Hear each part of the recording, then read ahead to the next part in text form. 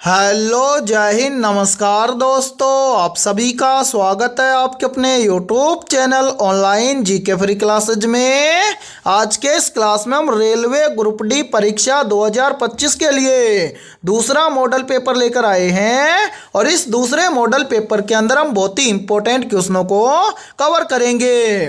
और मेरे भाई ये सभी क्वेश्चन आपके रेलवे ग्रुप डी एग्जाम 2025 के लिए इंपॉर्टेंट रहेंगे, इसलिए इस मॉडल पेपर को आपको कंप्लीट देखना है और इस मॉडल पेपर के एंड में आपको बताना है कि आपके टोटल कितने क्वेश्चन है सही होते हैं। और यदि आप इस चैनल से पहली बार जुड़े हैं तो चैनल को कर लेना सब्सक्राइब और बेल आइकन को प्रेस करना, ताकि ऐसी शानदार क्लास का नोटिफिकेशन आपको सबसे पहले देखने को मिले। तो चलिए शुरू करते हैं आज के इस दूसरे मॉडल पेपर को बिना देरी के।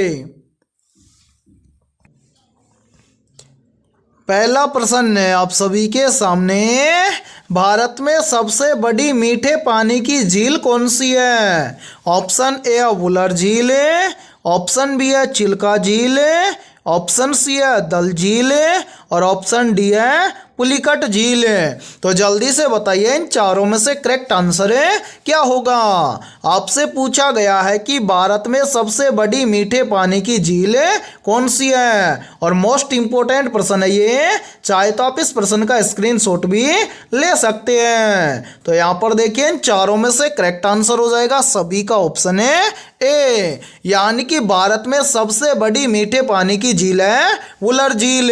तो पहले प्रश्न के अंदर करेक्ट आंसर हो जाएगा सभी का ऑप्शन है ए। तो चलिए फिर अगला प्रश्न देखते हैं।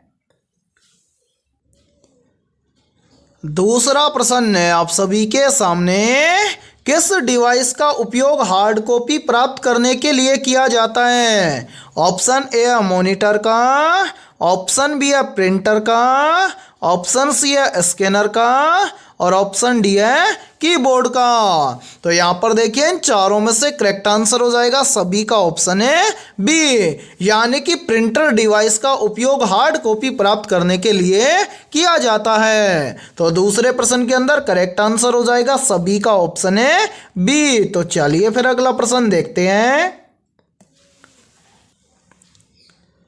तीसरा प्रश्न है आप सभी के सामने, MS वर्ड में Ctrl+C का उपयोग किसके लिए किया जाता है?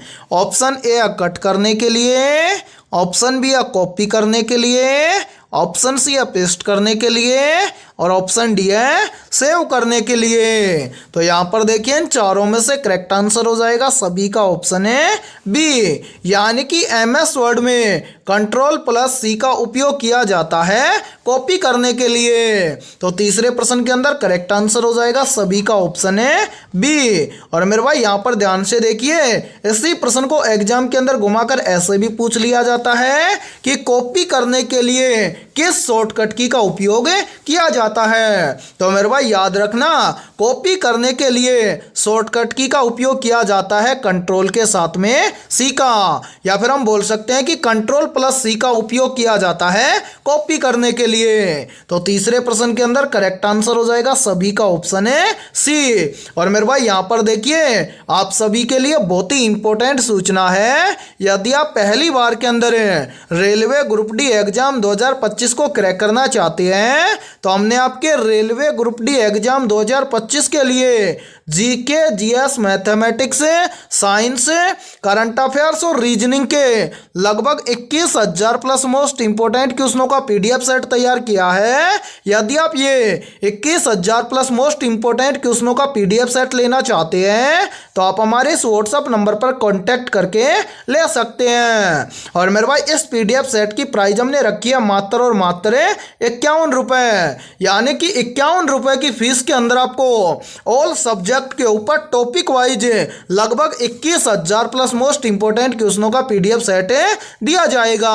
और मैं आप सभी को यह गारंटी देता हूं, यदि आप रेलवे ग्रुप डी एग्जाम 2025 से पहले यदि आप इन 21,000 प्लस क्वेश्चनों को अच्छे से तैयार कर लेते हो तो आप पहली बार के अंदर रेलवे ग्रुप डी एग्जाम 2025 को क्रैक कर जाओगे। तो मेरे भाई जल्दी से जाइए और इस व्हाट्सएप नंबर पर आप कांटेक्ट करके इस पीडीएफ सेट को ले लीजिए और एग्जाम से पहले अपनी तैयारी को मजबूत बना लीजिए। ठीक है, तो चलिए फिर अगला प्रश्न देखते हैं। चौथा प्रश्न है आप सभी के सामने, दूध में प्राकृतिक रूप से कौन सी शर्करा पाई जाती है? मोस्ट इंपोर्टेंट प्रश्न है ये, तो जल्दी से बताइए इन चारों में से करेक्ट आंसर है क्या होगा। आपसे पूछा गया है कि दूध में प्राकृतिक रूप से कौन सी शर्करा पाई जाती है, तो मेरे भाई यहाँ पर ध्यान से देखिए, इन चारों में से करेक्ट आंसर हो जाएगा सभी का ऑप्शन है सी, यानी कि दूध में प्राकृतिक रूप से पाई जाने वाली शर्करा है लैक्टोज शर्करा। तो चौथे प्रश्न के अंदर करेक्ट आंसर हो जाएगा सभी का ऑप्शन है सी। तो चलिए फिर अगला प्रश्न देखते हैं। पांचवा प्रश्न है आप सभी के सामने, साइमन कमीशन किस वर्ष भारत आया था? ऑप्शन ए 1919 में, ऑप्शन बी है 1927 में, ऑप्शन सी है 1928 में और ऑप्शन डी है 1930 में। तो यहाँ पर देखिए इन चारों में से करेक्ट आंसर हो जाएगा सभी का ऑप्शन है सी, यानी कि साइमन कमीशन भारत आया था 1928 में। तो पांचवें प्रश्न के अंदर करेक्ट आंसर हो जाएगा सभी का ऑप्शन है सी। तो चलिए फिर अगला प्रश्न देखते हैं। छठा प्रश्न है आप सभी के सामने, भारत की पहली महिला मुख्यमंत्री कौन थी? ऑप्शन ए है इंदिरा गांधी, ऑप्शन बी है मायावती, ऑप्शन सी है सरोजिनी नायडू और ऑप्शन डी है सुचेता कृपलानी। तो जल्दी से बताइए इन चारों में से करेक्ट आंसर है क्या होगा। आपसे पूछा गया है कि भारत की पहली महिला मुख्यमंत्री कौन थी, तो यहाँ पर देखिए इन चारों में से करेक्ट आंसर हो जाएगा सभी का ऑप्शन है डी, यानी कि भारत की पहली महिला मुख्यमंत्री थी सुचेता कृपलानी। तो छठे प्रश्न के अंदर करेक्ट आंसर हो जाएगा सभी का ऑप्शन है डी। तो चलिए फिर अगला प्रश्न देखते हैं। सातवां प्रश्न है आप सभी के सामने, भारतीय राष्ट्रीय कांग्रेस की पहली महिला अध्यक्ष कौन थी? ऑप्शन ए है एनी बेसेंट, ऑप्शन बी है सरोजिनी नायडू, ऑप्शन सी है विजयलक्ष्मी पंडित और ऑप्शन डी है इंदिरा गांधी। तो जल्दी से बताइए इन चारों में से करेक्ट आंसर है क्या होगा।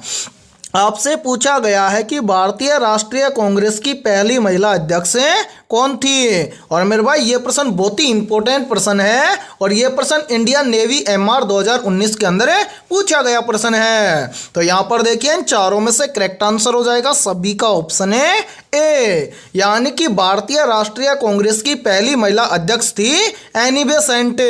तो सातवें प्रश्न के अंदर करेक्ट आंसर हो जाएगा सभी का ऑप्शन है ए। और मेरे भाई इस क्लास के अंदर आपको एंड तक बने रहना है, क्योंकि इस क्लास के अंदर बहुत ही इंपॉर्टेंट क्वेश्चन होने वाले हैं। और यदि आपको किसी भी क्वेश्चन के अंदर कोई भी डाउट हो तो आप उस क्वेश्चन का आंसर कमेंट सेक्शन के अंदर पूछ सकते हैं, ठीक है। और देखिए यदि ये क्लास आपको पसंद आ रही है तो जल्दी से एक बार इस क्लास को लाइक कर दीजिए, और यदि आप इस चैनल से पहली बार जुड़े हैं तो चैनल को कर लीजिए सब्सक्राइब और बेल आइकन को प्रेस करना, ताकि ऐसी शानदार क्लास का नोटिफिकेशन आपको सबसे पहले देखने को मिले, ठीक है। तो चलिए फिर अगला प्रश्न देखते हैं। आठवां प्रश्न है आप सभी के सामने, भारत के किस राज्य में सबसे लंबी तट रेखा है? या फिर देखिए इसी प्रश्न को एग्जाम के अंदर घुमाकर ऐसे भी पूछ लिया जाता है कि सबसे लंबी तट रेखा वाला भारतीय राज्य कौन सा है। तो यहाँ पर देखिए इन चारों में से करेक्ट आंसर हो जाएगा सभी का ऑप्शन है सी, यानी कि सबसे लंबी तट रेखा वाला भारतीय राज्य है गुजरात। तो आठवें प्रश्न के अंदर करेक्ट आंसर हो जाएगा सभी का ऑप्शन है सी। तो चलिए फिर अगला प्रश्न देखते हैं। नौवां प्रश्न है आप सभी के सामने, क्लोरोफिल में कौन सा धातु तत्व पाया जाता है? वेरी वेरी इंपॉर्टेंट प्रश्न है ये, तो जल्दी से काम कीजिए, फटाफट से कमेंट सेक्शन के अंदर कमेंट करके बताइए कि इन चारों में से करेक्ट आंसर क्या होगा। आपसे पूछा गया है कि क्लोरोफिल में कौन सा धातु तत्व पाया जाता है। तो मेरे भाई यहाँ पर ध्यान से देखिए, इन चारों में से करेक्ट आंसर हो जाएगा सभी का ऑप्शन है ए, यानी कि क्लोरोफिल के अंदर मैग्नीशियम धातु तत्व पाया जाता है। तो 9वें प्रश्न के अंदर करेक्ट आंसर हो जाएगा सभी का ऑप्शन है ए। और मेरे भाई बहुत ही इंपॉर्टेंट प्रश्न है और ये प्रश्न बार बार एग्जाम के अंदर रिपीट होता है। तो आप एक काम कीजिए, इस प्रश्न का आप स्क्रीनशॉट ले लीजिए, ठीक है। तो चलिए फिर अगला प्रश्न देखते हैं। 10वां प्रश्न है आप सभी के सामने, कंप्यूटर वायरस को हटाने के लिए कौन सा सॉफ्टवेयर उपयोग किया जाता है। तो यहाँ पर देखिए इन चारों में से करेक्ट आंसर हो जाएगा सभी का ऑप्शन है सी, यानी कि कंप्यूटर वायरस को हटाने के लिए एंटीवायरस सॉफ्टवेयर का उपयोग किया जाता है। तो 10वें प्रश्न के अंदर करेक्ट आंसर हो जाएगा सभी का ऑप्शन है सी। तो चलिए फिर अगला प्रश्न देखते हैं। 11वां प्रश्न है आप सभी के सामने, ओलंपिक खेलों में भाग लेने वाली पहली भारतीय महिला कौन थी। Option A PT Usha, option B है कर्णम मल्लेश्वरी, ऑप्शन सी है मैरी कॉम और ऑप्शन डी है साक्षी मलिक। तो यहाँ पर देखिए इन चारों में से करेक्ट आंसर हो जाएगा सभी का ऑप्शन है ए, यानी कि ओलंपिक खेलों में भाग लेने वाली पहली भारतीय महिला थी पीटी उषा। तो 11वें प्रश्न के अंदर करेक्ट आंसर हो जाएगा सभी का ऑप्शन है ए। तो चलिए फिर अगला प्रश्न देखते हैं। 12वां प्रश्न है आप सभी के सामने, वायुमंडलीय दाब मापने का उपकरण कौन सा है। या फिर देखिए इसी प्रश्न को एग्जाम के अंदर घुमाकर ऐसे भी पूछ लिया जाता है कि वायुमंडलीय दाब किस उपकरण की सहायता से मापा जाता है। तो यहाँ पर देखिए इन चारों में से करेक्ट आंसर हो जाएगा सभी का ऑप्शन है बी, यानी कि वायुमंडलीय दाब बैरोमीटर की सहायता से मापा जाता है। तो 12वें प्रश्न के अंदर करेक्ट आंसर हो जाएगा सभी का ऑप्शन है बी। तो चलिए फिर अगला प्रश्न देखते हैं। 13वां प्रश्न है आप सभी के सामने, 2024 में G7 शिखर सम्मेलन किस देश में हुआ था। ऑप्शन ए फ्रांस में, ऑप्शन बी है इटली में, ऑप्शन सी है कनाडा में और ऑप्शन डी है अमेरिका में। तो जल्दी से बताइए इन चारों में से करेक्ट आंसर है क्या होगा। आपसे पूछा गया है कि 2024 में G7 शिखर सम्मेलन किस देश में हुआ था। तो यहाँ पर देखिए इन चारों में से करेक्ट आंसर हो जाएगा सभी का ऑप्शन है बी, यानी कि 2024 में G7 शिखर सम्मेलन हुआ था इटली देश में। तो 13वें प्रश्न के अंदर करेक्ट आंसर हो जाएगा सभी का ऑप्शन है बी। तो चलिए फिर अगला प्रश्न देखते हैं। 14वां प्रश्न है आप सभी के सामने, 2024 में कौन सा भारतीय खिलाड़ी लॉरेंस वर्ल्ड स्पोर्ट्स अवार्ड के लिए नामित हुआ था। Option A Virat Kohli, option B है नीरज चोपड़ा, ऑप्शन सी है रोहित शर्मा और ऑप्शन डी है सानिया मिर्जा। तो जल्दी से बताइए इन चारों में से करेक्ट आंसर है क्या होगा। आपसे पूछा गया है कि 2024 में कौन सा भारतीय खिलाड़ी लॉरेंस वर्ल्ड स्पोर्ट्स अवार्ड के लिए नामित हुआ था। तो यहाँ पर देखिए इन चारों में से करेक्ट आंसर हो जाएगा सभी का ऑप्शन है बी, यानी कि 2024 में भारतीय खिलाड़ी Neeraj Chopra Lawrence world sports award के लिए नामित हुआ था। तो 14वें प्रश्न के अंदर करेक्ट आंसर हो जाएगा सभी का ऑप्शन है बी। तो चलिए फिर अगला प्रश्न देखते हैं। 15वां प्रश्न है आप सभी के सामने, निम्न में से कंप्यूटर में GUI का पूरा नाम क्या है। या फिर देखिए इसी प्रश्न को एग्जाम के अंदर घुमाकर ऐसे भी पूछ लिया जाता है कि कंप्यूटर में GUI का पूर्ण रूप क्या होता है। तो मेरे भाई यहाँ पर ध्यान से देखिए इन चारों में से करेक्ट आंसर हो जाएगा सभी का ऑप्शन है बी, यानी कि GUI का पूरा नाम होता है ग्राफिकल यूजर इंटरफेस। तो 15वें प्रश्न के अंदर करेक्ट आंसर हो जाएगा सभी का ऑप्शन है बी। तो चलिए फिर अगला प्रश्न देखते हैं। 16वां प्रश्न है आप सभी के सामने, कंप्यूटर में Ctrl+V का उपयोग किसके लिए किया जाता है। ऑप्शन ए कट करने के लिए, ऑप्शन बी है पेस्ट करने के लिए, ऑप्शन सी है कॉपी करने के लिए और ऑप्शन डी है सेव करने के लिए। तो यहाँ पर देखिए इन चारों में से करेक्ट आंसर हो जाएगा सभी का ऑप्शन है बी, यानी कि कंप्यूटर में कंट्रोल प्लस वी का उपयोग किया जाता है पेस्ट करने के लिए। तो 16वें प्रश्न के अंदर करेक्ट आंसर हो जाएगा सभी का ऑप्शन है बी। तो चलिए फिर अगला प्रश्न देखते हैं।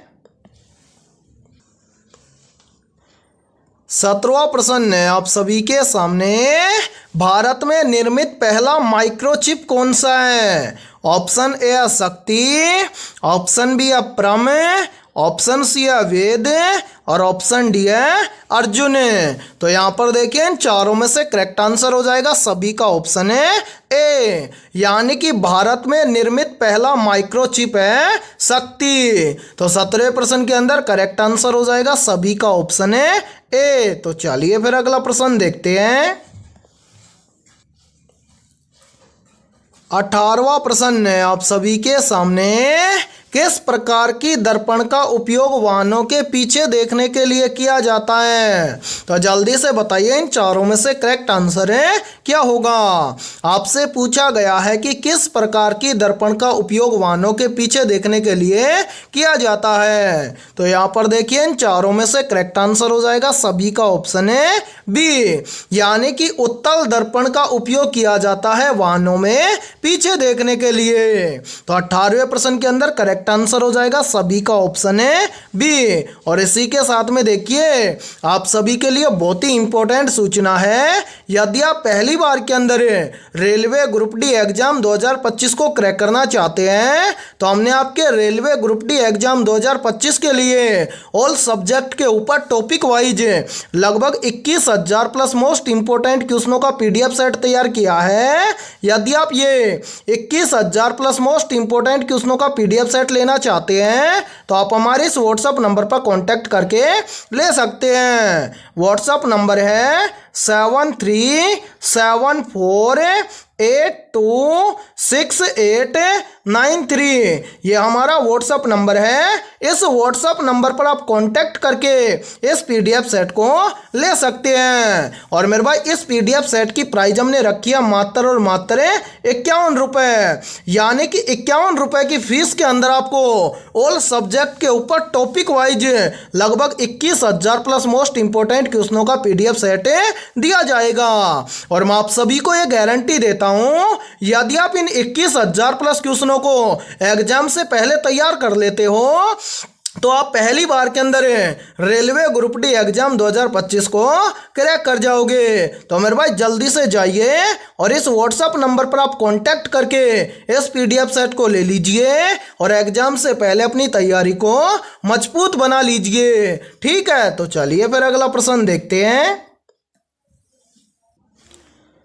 19वां प्रश्न है आप सभी के सामने, न्यूटन का प्रथम गति नियम किससे संबंधित है? ऑप्शन ए है संवेग संरक्षण से, ऑप्शन बी है जड़त्व से, ऑप्शन सी है बल से और ऑप्शन डी है ऊर्जा संरक्षण से। तो जल्दी से बताइए इन चारों में से करेक्ट आंसर है क्या होगा। आपसे पूछा गया है कि न्यूटन का प्रथम गति नियम किससे संबंधित है। तो यहाँ पर देखिए इन चारों में से करेक्ट आंसर हो जाएगा सभी का ऑप्शन है बी, यानी कि न्यूटन की गति का प्रथम नियम संबंधित है जड़त्व से। तो 19वें प्रश्न के अंदर करेक्ट आंसर हो जाएगा सभी का ऑप्शन है बी। तो चलिए फिर अगला प्रश्न देखते हैं। 20वां प्रश्न है आप सभी के सामने, निम्न में से कौन सा पदार्थ विद्युत का सबसे अच्छा सुचालक है? ऑप्शन ए है प्लास्टिक, ऑप्शन बी है लकड़ी, ऑप्शन सी है तांबा और ऑप्शन डी है रबर। तो यहाँ पर देखिए इन चारों में से करेक्ट आंसर हो जाएगा सभी का ऑप्शन है सी, यानी कि इन सभी में से जो तांबा पदार्थ है ये विद्युत का सबसे अच्छा सुचालक है। तो 20वें प्रश्न के अंदर करेक्ट आंसर हो जाएगा सभी का ऑप्शन है सी। तो आज की इस क्लास के अंदर इतना ही। यदि ये क्लास आपको पसंद आई है तो जल्दी से एक बार इस क्लास को लाइक कर दीजिए और यदि आप इस चैनल से पहली बार जुड़े हैं तो चैनल को कर लीजिए सब्सक्राइब और बेल आइकन को प्रेस करना, ताकि ऐसी शानदार क्लास का नोटिफिकेशन आपको सबसे पहले देखने को मिले। और आज की इस क्लास के अंदर हमने 20 बहुत ही इंपॉर्टेंट क्वेश्चन करवाए हैं। तो इन 20 में से आपके कितने क्वेश्चन सही हुए हैं सभी को कमेंट सेक्शन के अंदर कमेंट करके बताना है। और इन 20 में से जिन भी अभ्यर्थियों के 18+ प्रश्न सही हुए हैं तो समझना उनकी तैयारी बेहतर है। तो फिर मिलते हैं ऐसे बेहतरीन क्वेश्चनों के साथ सुबह 7 बजे।